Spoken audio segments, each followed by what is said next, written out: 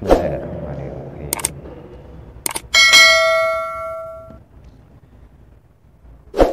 Assalamualaikum warahmatullahi wabarakatuh.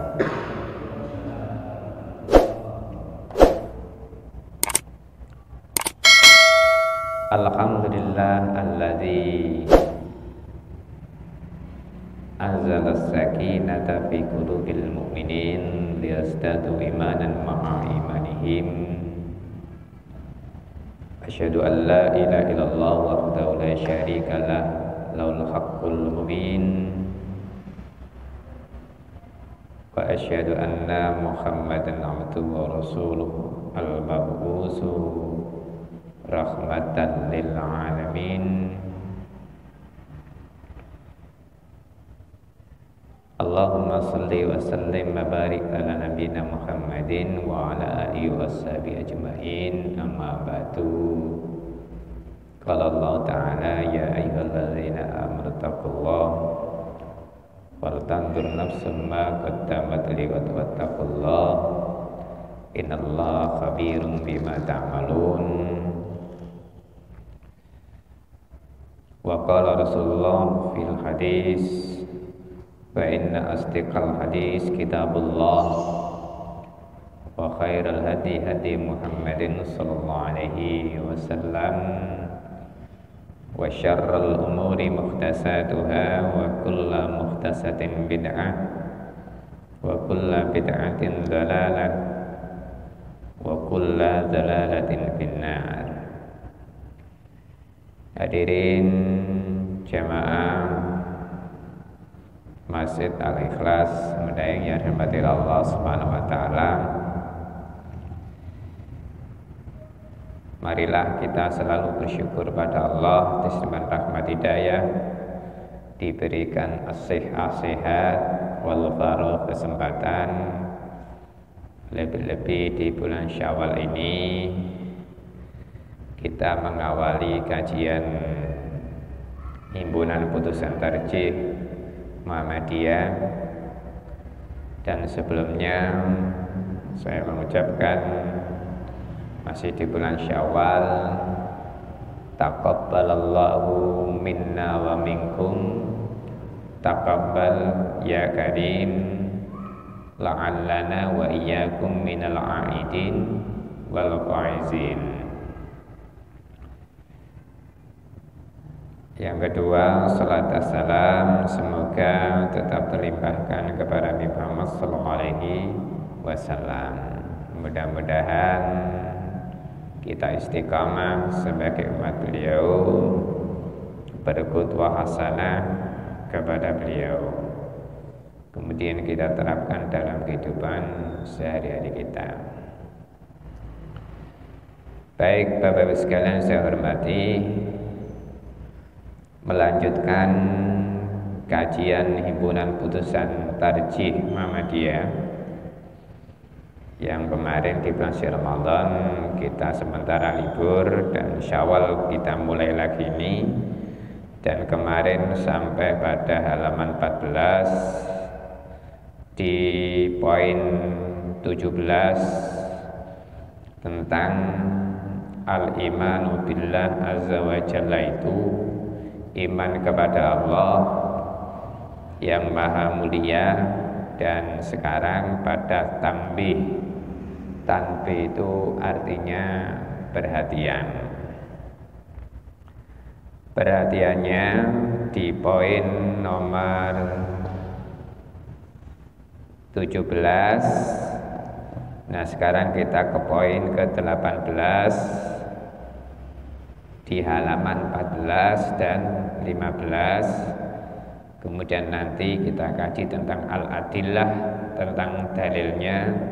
Kemudian selanjutnya adalah al-imanu bil malaikah, iman kepada malaikat. Baik, di halaman 14 itu Bismillahirrahmanirrahim. Walaysa fi wujudihi ta'ala syakkun afillahi syakkun fatiris samawati wal ard Itu ternyata dalam surat Ibrahim ayat 10. Jadi walaisa fi wujudihi ta'ala syakkun. Walaisa itu tidak ada di dalam wujudnya. Wujud itu kembali kepada dhamir muttasil, kembali kepada Allah. Jadi tidak ada di dalam perwujudan adanya Allah itu Ta'ala yang maha tinggi syakkun, ada kesangsian, ada keraguan. Artinya begini, kita ini sebagai makhluknya, makhluk itu yang diciptakan Sang Khalik, yaitu Allah. Nah, kita tidak bisa melihat Allah, tetapi kemudian kita tidak percaya, tidak melihat Allah. Disinilah kemudian bicara, jangan meragukan tentang wujudnya Allah, walaupun kita tidak bisa melihat Allah. Itulah gunanya iman. Iman itu artinya percaya, walaupun secara zahir kita tidak bisa melihat Allah. Bagaimana kita bisa meyakini bahwa Allah itu wujudnya ada? Yaitu dengan melihat, mengamati, tadabbur dan merenungkan tentang yang diciptakan Allah, yaitu al-makhluqat wal kainat namanya. Sesuatu hal yang ada, yang diciptakan Allah, ya dah, makhluknya ini, maka disitulah kita yakin bahwa Allah itu ada dengan pendekatan yang diciptakan Allah. Contoh, langit itu tinggi dan langit tidak ada tiangnya, tapi tidak bisa roboh. Nah, logika kita kemudian bicara, kita buat bangunan rumah, maka di situ harus ada pondasi dan ada tiang. Kalau nggak ada pondasi, nggak ada tiang, maka rumah itu akan roboh.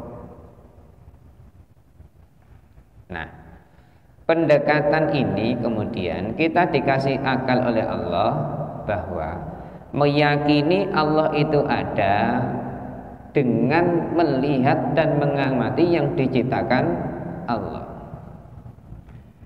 Maka kalau yang diciptakan saja itu luar biasa, lebih-lebih yang menciptakan. Itulah gunanya iman. Sehingga yang diciptakan ini luar biasa, maka kita mengucapkan subhanallah, Maha suci Allah. Nah, maka keyakinan inilah bahwa janganlah menyangsikan, janganlah meragukan wujudnya Allah. Allah itu ada, walaupun kita tidak bisa melihat Allah itu. Itulah gunanya iman, percaya. Nah, sehingga dalam surat Ibrahim ayat 10 itu sebagai penguat terhadap perhatian itu, afillahi syakkun fatiris samawati wal ardh. Apakah, di situ ada harful istifham namanya. A itu harful istifham, yaitu apakah. Apakah di dalam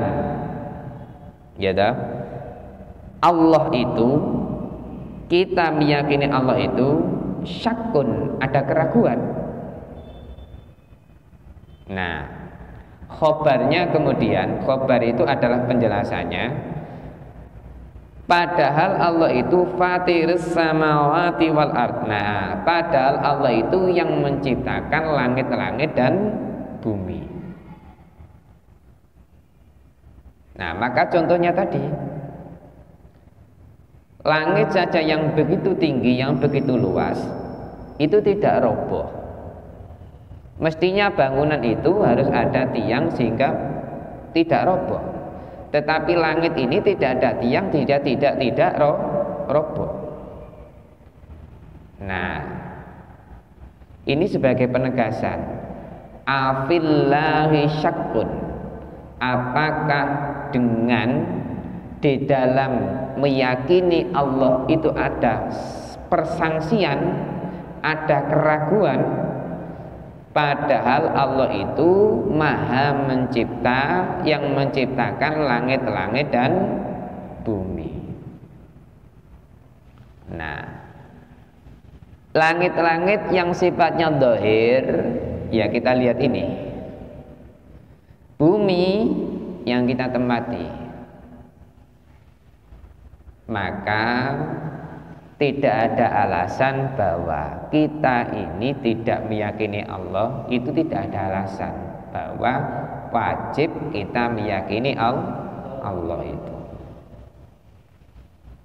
Nah,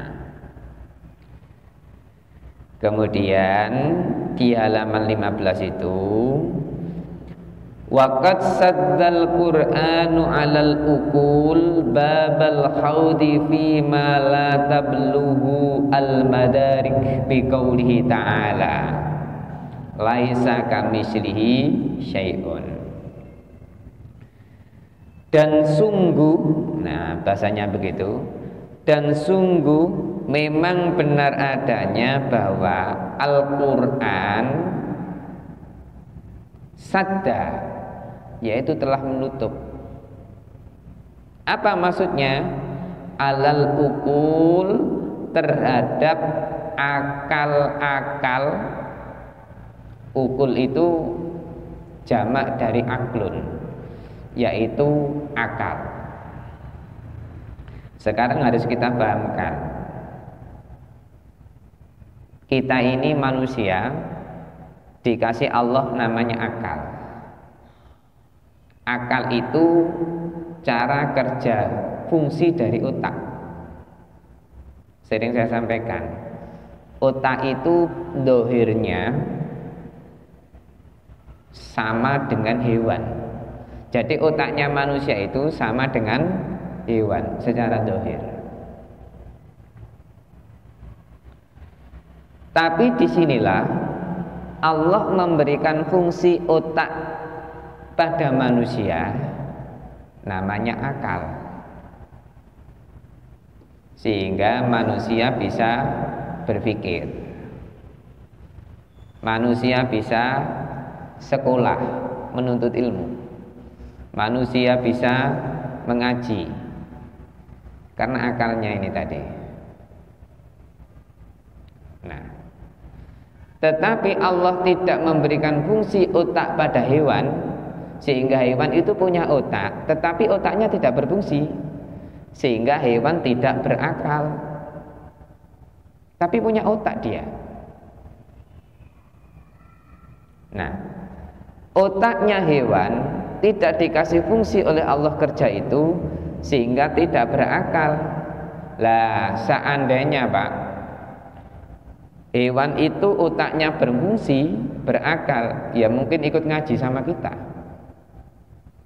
mungkin juga sekolah seperti anak-anak kita, ya SD, ya SMP, SMA, mungkin kuliah begitu. Jadi mungkin teman-teman kita ya ada kambing, ada sapi, yang begitu. Nah, itu otak, cara fungsinya namanya akal.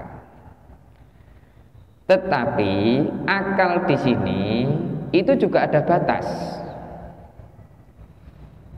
Nah, karena batas inilah, di situ ada namanya keyakinan.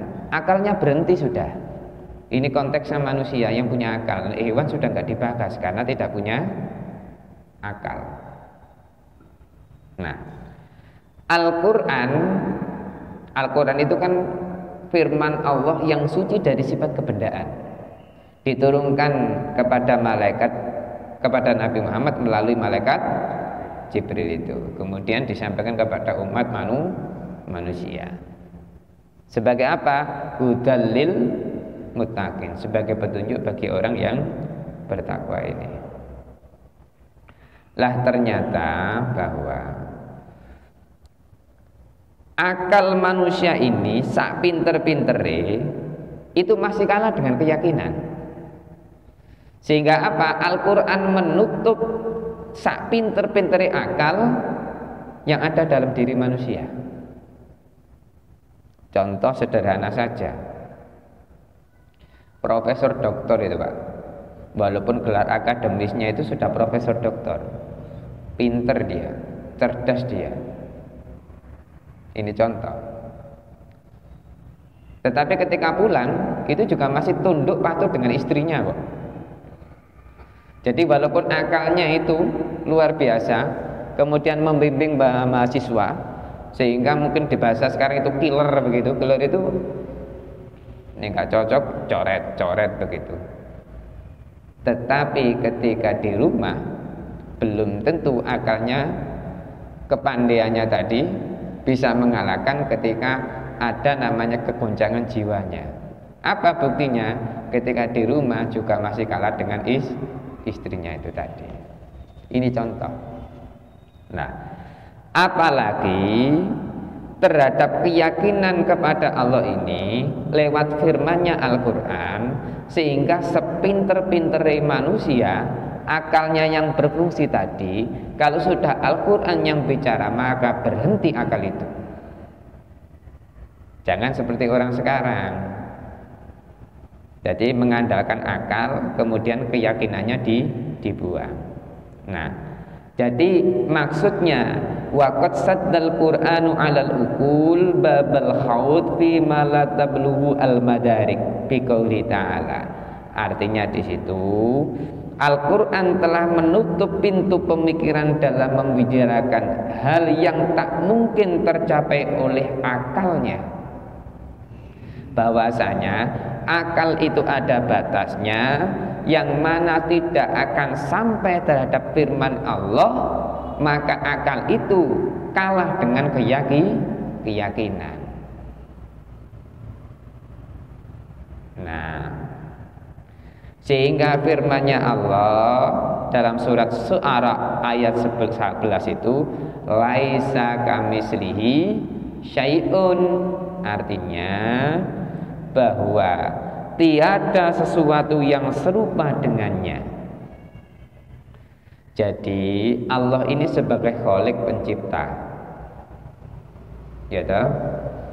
Karena Allah sebagai Khalik pencipta, Dia menciptakan dan jangan disamakan dengan ciptaannya. Makanya laisa kamislihi syai'un. Contoh gampangnya sederhana saja Pak. Kita ini kan manusia, pinter, perkembangan zaman luar biasa. Handphone, gadget ini, ya kan, yang sekarang luar biasa ini kadangkala sudah mengalahkan yang membuat. Siapa? Manusia. Buktinya mulai anak kecil sampai orang dewasa, kalau nggak pegang ini bingung. Ketergantungan sama ini luar biasa. Kadangkala disuruh ngapalno males karena ada apa? Ada ini, oh gampang kok karek browsing. Ya kan? Disinilah kemudian bedanya manusia dengan ciptaannya mengalahkan yang menciptakan. Siapa? Manusia itu loh, membuat handphone, gadget ini, kemudian manusia ketergantungan terhadap yang diciptakan, sehingga ciptaannya ini mengalahkan yang membuat. Siapa? Manusia. Lihat sekarang itu, mulai anak kecil sampai orang dewasa, apalagi sekarang game-gamean itu Pak ya, apa beli chip atau apa itu, nah kan, Ini contoh real saja. Lah, maksudnya apa? Yang diciptakan ini mengalahkan yang membuat. Siapa? Manusia tadi. Nah, Allah laisa kamitslihi syai'un. Tidak mungkin Allah itu sama dengan yang diciptakan. Jadi tidak akan bisa mengalahkan. Makanya ada kata yadun, tangan. Pemahaman kita itu tangan. Yadullah, tangannya Allah. Kemudian akal kita bicara, oh berarti Allah punya tangan, mungkin tangannya 2, jarinya ada 5, kanan sama kiri jadi 10. Berarti pendekatannya akal kita. Nah, ini pendekatan akal kita terhadap yang menciptakan Allah Tuhan kita ini haram hukumnya. Laisa kamitslihi syai'un. Janganlah menyamakan, menyerupakan sesuatu terhadap yang diciptakan itu tadi. Nah,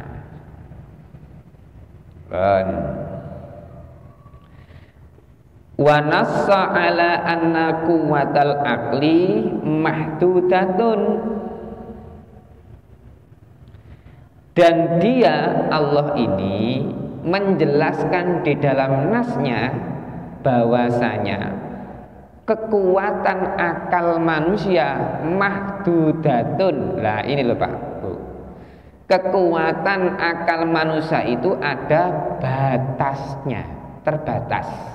Mahdudah itu ismul maf'ul dari hadda, yaitu kekuatan akal manusia sak pinter-pintere itu ada batasnya. Tapi seorang sekarang Pak, sak pinter-pintere kadang-kadang mengalahkan imannya. Mergo apa? Ada nafsu egonya. Padahal dalam tulisan ini Allah ini sudah memberikan nas, menjelaskan di dalam firman-Nya tadi bahwa kekuatan akal manusia walaupun profesor doktor itu masih terbatas. Jadi nggak boleh ngakali. Lihat di surat Al-Kahfi itu. Qul law kana al-bahru midadan li kalimati rabbi lanabital bahru qabla an talfada kalimatu rabbi walau ji'na bimislihi madada. Apa itu maksudnya? Katakan Muhammad, seandainya manusia ini gitu, disuruh menulis yang diciptakan Allah, tintanya itu adalah air laut, kemudian air laut itu habis untuk menulis ciptaan Allah, kemudian didatangkan lagi air laut sebagai tintanya lagi, maka kekuasaan Allah, ciptaannya Allah ini tidak akan cukup, tidak akan habis. Tintanya sudah habis duluan, air laut itu. Tetapi yang diciptakan Allah masih banyak yang belum tertulis, walaupun ditambah. Nah, jadi lagi-lagi ya dah, akal manusia ini ada batasnya. Makanya nggak boleh minteri. Nah, wa annahu muhitum binnas biqaulihi. Dan sesungguhnya dia Allah itu muhitun. Muhitun itu artinya menguasai, meliputi. Siapa? Manusia. Jadi ada yang profesor doktor bidang pertanian, kandungan, dokteran, spesialis kandungan, anak, atau THT dan lain sebagainya itu. Belum lagi insinyurnya, belum lagi arsiteknya dan macam-macam itu yang ada dalam dunia ini. semuanya Allah itu bisa menguasai. Makanya manusia itu nggak boleh sombong. Akalnya walaupun sangat luar biasa, muhitum binnas, Allah ini maha menguasai, meliputi kekuatan manusia.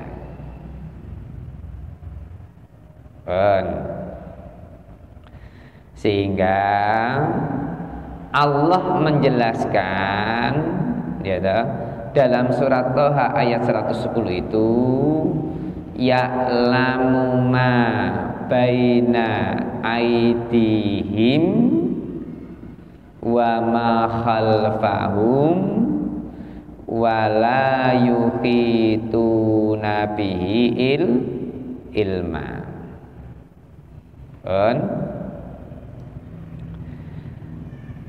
Allah mengetahui apa saja yang ada. Aidihim itu sebenarnya dari kata yadun.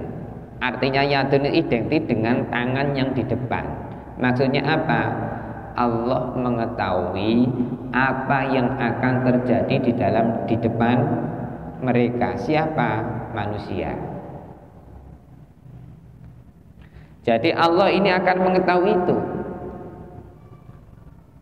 Wa ma khalfahum, dan apa saja yang terjadi di belakang mereka. Jadi nek ini yang sudah terjadi Allah sudah maha tahu kok. Disinilah kemudian kita percaya namanya kudrat iradah, jenenge takdir. Makanya kalau sudah ngomong takdir, mohon maaf, manusia yang nggak punya iman itu identik menyalahkan. Mestinya tadi nggak begini, mestinya lewat oke ini dan lain sebagainya. Nah, Allah mengetahui apa saja yang ada di depan mereka dan yang ada di belakang mereka. Wala yuhituna bihi ilma, dan mereka manusia tidak akan mampu menguasai terhadap bihi, miliknya Allah, ilma, pengetahuannya itu tidak akan mampu mengetahui terhadap ketentuan Allah apa yang terjadi di depannya dan di belakangnya itu. Bahasanya tidak bisa ditebak. Makanya Bapak Ibu, mohon maaf, kalau toh ada orang yang iso melihat apa ini ramalan-ramalan yang terjadi, wis gak usah percaya. Ayatnya tadi begitu, ya kan? Gak usah percaya. Makanya kalau percaya begituan, sama dengan kita ini menduharakai Allah. Lihat itu di Al-Quran. Wa yas'alunaka 'anir ruh qulir ruh min amri rabbi wa ma utitum al ilma minal ilmi illa qalila. Surat Al-Isra itu. Muhammad, ketika kamu ditanya tentang ruh itu kan ketika manusia mati, sakaratul maut, kemudian dicabut, kemudian ruhnya kembali kepada siapa? Allah. Jasadnya kemana? Ya ke tanah, ya kan? Begitu. Muhammad, ketika kamu ditanya tentang ruh, maka jawaban begini, Mat. Kulir ruh min amri rabbi. Ngomong begini, Mat, urusan roh itu urusan Tuhanku. Maksudnya apa? Itu urusanku, Mat. Dan kamu Muhammad dan manusia yang lain tidak akan mampu sedikit pun terhadap pengetahuan tentang roh. Nah, ini contoh tentang roh yang identik, yang luar biasa tadi. Nah, maka sangat cocok dengan ayat ini sebagai penguat. maka tidak usah percaya bahwa ramalan ini ya kan, dalam ilmu akidah tauhid itu namanya takwil, penyelewengan akhirnya nanti. Kalau sudah percaya begitu ya kan, maka identik dengan apa Pak? Biasanya orang ini apa itu mau nikah itu loh ya kan, dihitung ya gak petuk-petuk, sehingga apa wis kadung usung-usung panganan gak sido karena gak cocok. Nah lah itu identik yang masih sekarang ini.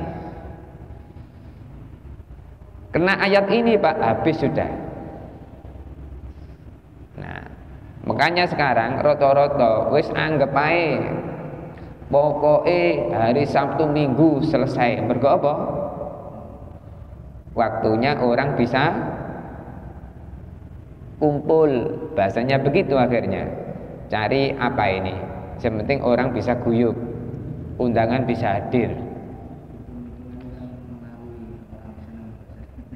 Betul. Akhirnya bubar, nggak jadi. Ayal-ayal gara-gara itu tadi. Nah, jadi lagi-lagi manusia ini tidak akan mampu terhadap ketentuan Allah yang diketahui Allah, walaupun punya ilmu ngitung, ya kan? Makanya saya mengutip perkataan Dr. Hashim Muzadi almarhum itu, ya kan, ketika di acara TV itu menjelaskan, mempelajari ilmu bintang itu Pak, itu boleh, apa astronominya. Tapi kalau sudah ramalan bintang tadi dikaitkan dengan manusia, haram hukumnya. Contoh, astronomi maka melahirkan ilmu falak. Apa? Kalender. Gunanya apa? Ya sebagai penanggalan tadi. Itu boleh. Kemudian waktu apa? Sholat. Astronomi boleh. Tetapi kalau sudah tentang astrologi untuk, mohon maaf, ngitung-ngitung untuk manusia, haram hukumnya. Astronomi boleh, astrologi nggak boleh. Saya bedaan Pak. Dulu kan kita mungkin tahu ya Pak, ada Virgo, apa mana itu Pak, Sagittarius dan lain sebagainya tadi. Nah, itu kalau sudah berkaitan sama manusianya, haram hukumnya. Sopo sing lahir tanggal sakmene ya kan, nanti akan mengalami rezeki ini lancar, jangan keluar rumah, kan begitu. Nah, lah itu namanya astrologi, menghitung dengan perbintangan dikaitkan dengan ramalan manusia.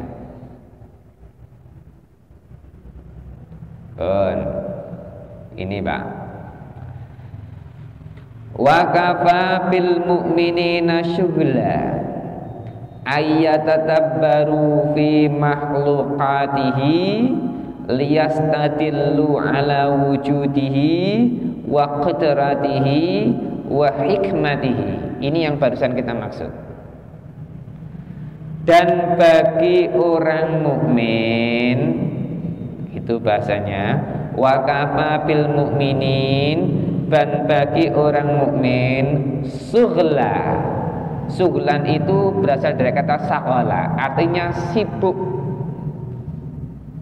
Gampangannya itu sibuk, nggak ada waktu lain, ya toh. Untuk apa? Ayyatadabbaru, untuk merenungkan, untuk memikirkan. Ya tadabbaru itu fi makhluqati, di dalam semua makhluknya, ciptaane Allah. Liyastadillu, untuk menunjukkan dalil, membuktikan dalil, ala wujudihi, atas wujudnya Allah, wa qudratihi, dan takdir ketentuannya Allah, wa hikmatihi, dan kebijaksanaannya Allah. Bahasanya begini, cukup bagi orang mukmin nek mau memikirkan yang diciptakan Allah ini, sudah cukup yakin bahwa Allah itu ada. Langit tadi, kemudian dokter. Saya sering mengistilahkan bahwa dokter umum, kemudian sekolah lagi dokter spesialis kandungan, ya kan? Cuma menguasai apa? 9 bulan 10 hari. Setelah itu anak lahir, bayi lahir, dokter kandungan sudah nggak tanggung jawab. Siapa yang tanggung jawab? Spesialis anak. Yes. Ini loh, Allah memberikan ilmu terhadap spesialis-spesialis tadi. Ini membuktikan dalil bahwa Allah itu ada, dititipkan terhadap ilmunya tadi terhadap orang yang ia kehendaki. Tapi dulu Pak, sebelum ada dokter spesialis, dukun bayi ku brodal brojol ae dan nggak ada masalah. Kemudian bayi sungsang pun bisa diputer, bisa keluar. Ya kan? Kudrati, ketentuannya Allah. Karena apa? Allah belum menitipkan ilmu terhadap kepada manusia. Mergo apa? Guru manusia yang pinter. Berangkatlah kemudian perkembangan zaman, sekolah. Sehingga apa? Allah memberikan ilmu tadi. Buktinya ketika takdirnya Allah tadi bahwa nggak ada operasi pun dukun bayi bisa muter bayi tadi, walaupun sungsang, ya keluar itu. Nah, ini contoh. Tetapi kemudian Allah memberikan ilmunya, ketentuannya, takdirnya dibarengi dengan manusianya mau sekolah. Begitu Pak, akhirnya mikirnya begitu. Itu namanya ala wujudi. Ini membuktikan dalil bahwa Allah itu ada. Ya kan? Allah itu ada. Wa qudratihi, dan takdirnya tadi ada. Wa hikmatihi, dan bijaksananya itu ada. Sehingga tinggal manusianya. Kesimpulannya di situ bahwa yakinlah Allah itu ada. Allah menitipkan akal kepada manusia itu terbatas. Mulane nek ana akale manusia kok pinter, masih kalah dengan kekuasaane Allah. Enggak boleh melete. Nah, maka cukuplah bagi orang mukmin itu untuk memikirkan itu tentang yang diciptakan tadi. Sudah cukup. Disinilah gunanya iman kepada Allah. Minggu depan tentang malaikat itu. Nah, sebagai dalil ya di halaman 24 kita habiskan yang dalil itu, kemudian nanti tentang malaikat itu.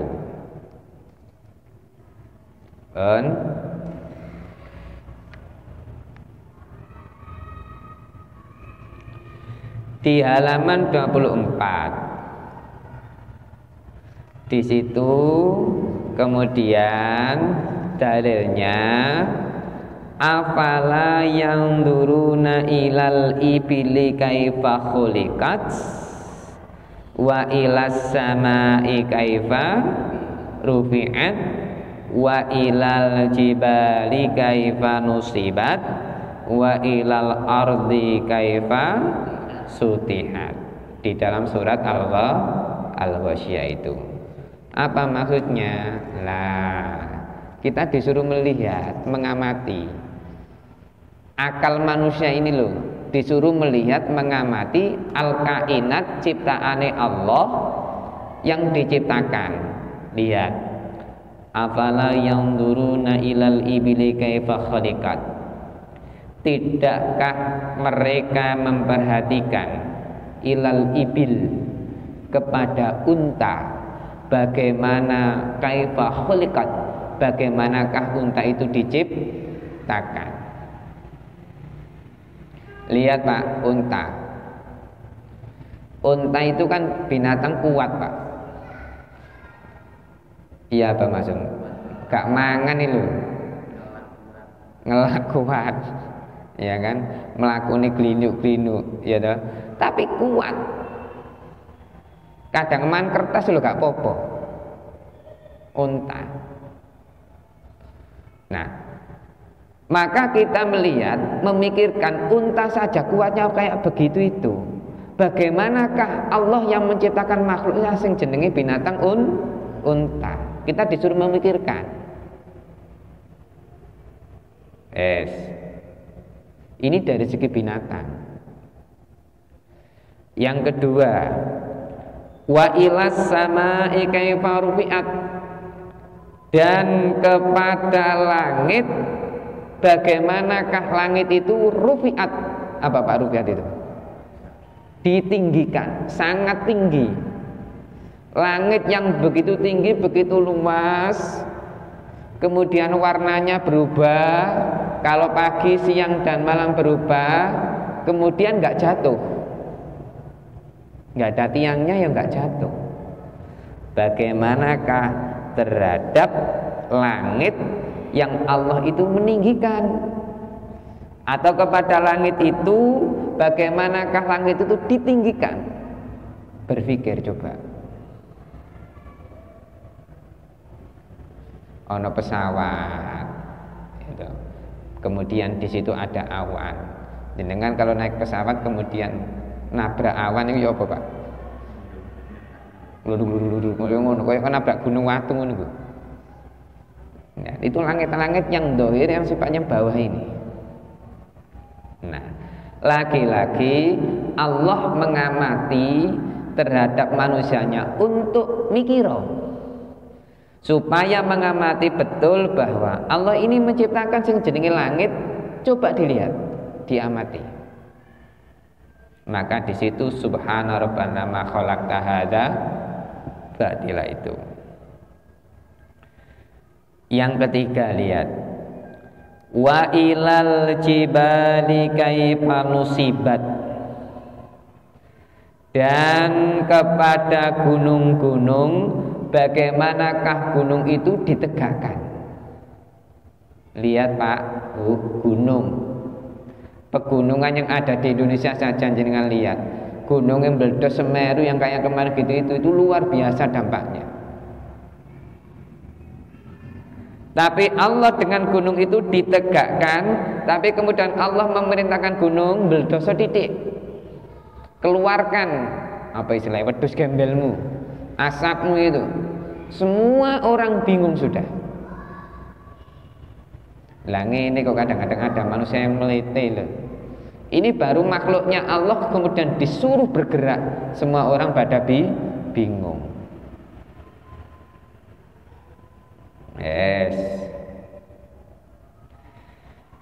Wa ilal ardi kaifa sutihat, dan kepada bumi, bagaimanakah bumi ini dibentangkan.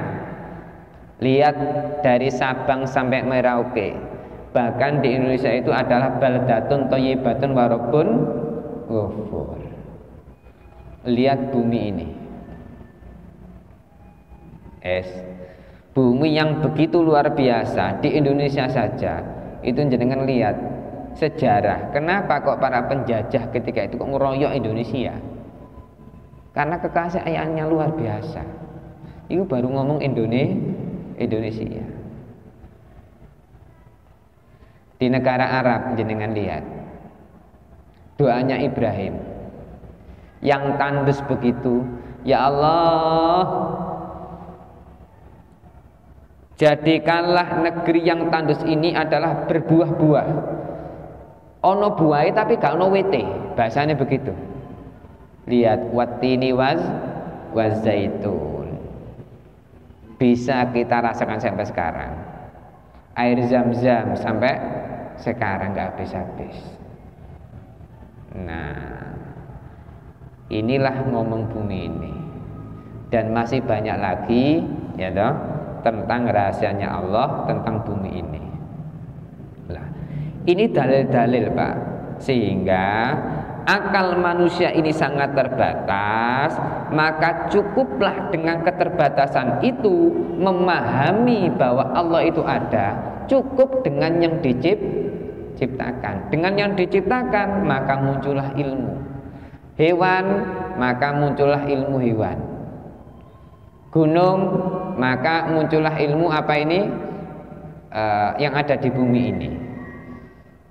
Nah, kalau sudah bumi ini macam-macam sudah. Kayu, mebel, kusen, ya toh. Nah, belum lagi yang sangat apa ini yang sekarang mendunia ini, AC. Kemudian dulu dunia itu global, sekarang jadi apa ini? Gepeng Pak. Nah gepeng kan akhirnya. Nah begitu. Oke, jadi inilah kita memahami tentang tanbih, perhatian terhadap keimanan kita kepada Allah, sehingga biar tambah iman kita ya tentang wujudnya Allah itu. Pun saya kira cukup. Kemudian nanti Kamis ganjil depan kita lanjutkan dengan al-imanu bil malaika, yaitu iman kepada malaikat. Mudah-mudahan barokah manfaat. Subhanakallahumma bihamdika asyhadu an la ilaha illa anta astaghfiruka wa atubu ilaik. Walhamdulillahirabbil alamin. Wassalamualaikum warahmatullahi